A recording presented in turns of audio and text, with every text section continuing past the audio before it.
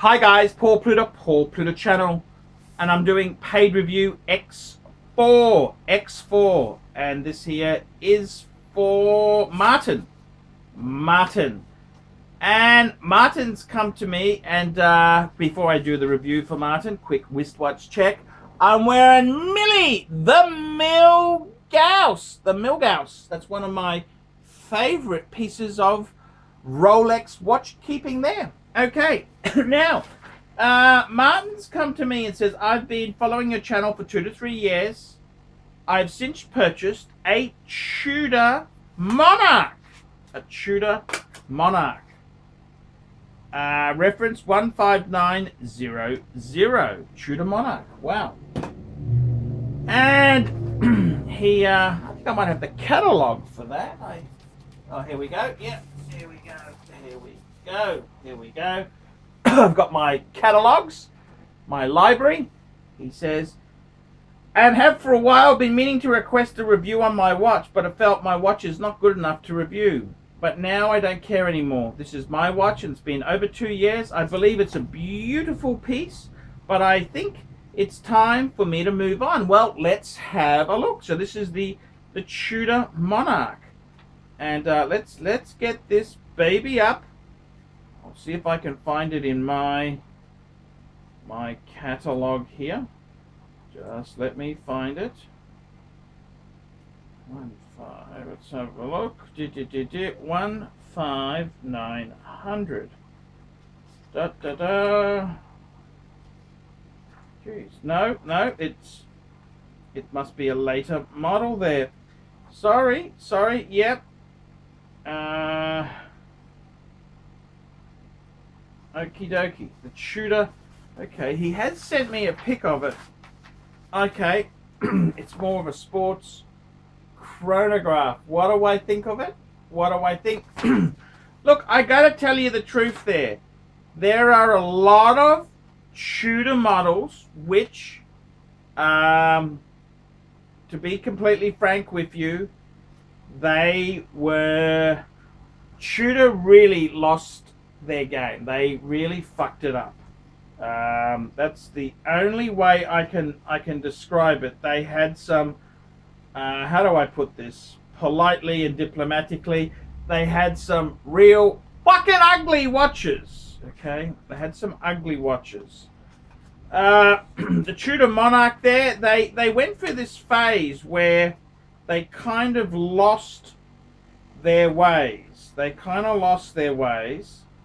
And you know, in the dive range, they had the Tudor Submariner, which was popular, but they also had their own Tudor style bracelets, which they had things like this as well. Fuck! It's like Tudor's version of the Cellini. What do I think of it? I gotta be honest with you, it's a bit like the Hydronaut I had. It was something I did when I was completely drunk, and yeah, they are a bit of an acquired taste. I will certainly be truthful in telling you that they are very much an acquired taste, and I probably wouldn't go there again. Okay. But at the end of the day, they are a well-designed, well-made watch. They just was when Tudor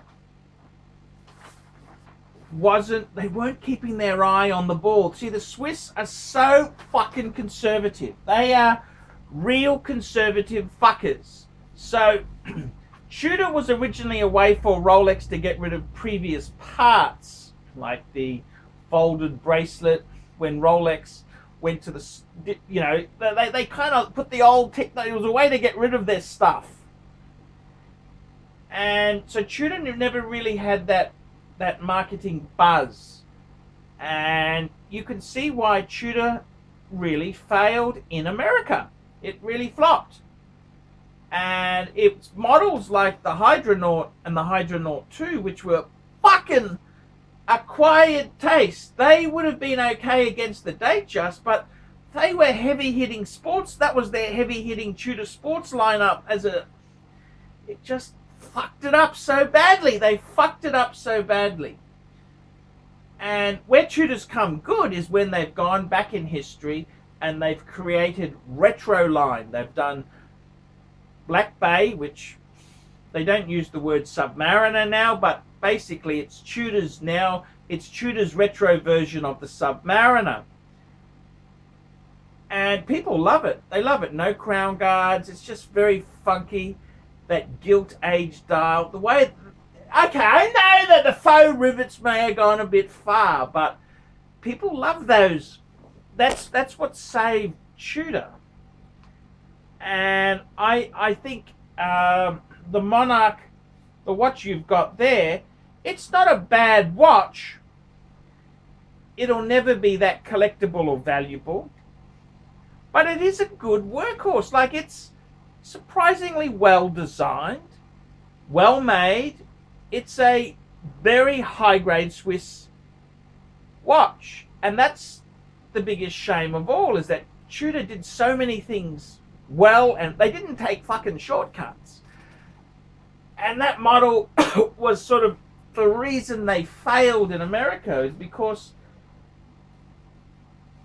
they were fucking ugly and conservative and boring. It's only when they relaunched this young hipsters version. I mean, Tudor now is so cool. It's hip and it's happening. It's really the hipsters watch, Tudor.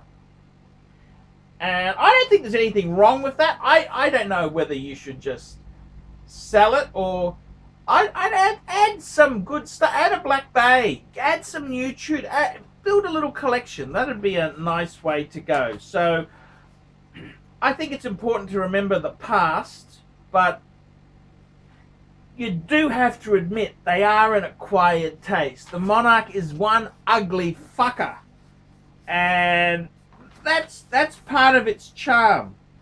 That is definitely part of its charm. So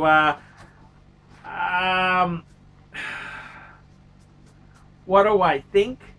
Would I keep it? Would I sell it? Well, the problem is, how much are you going to get for it? And it's a great beater watch to have.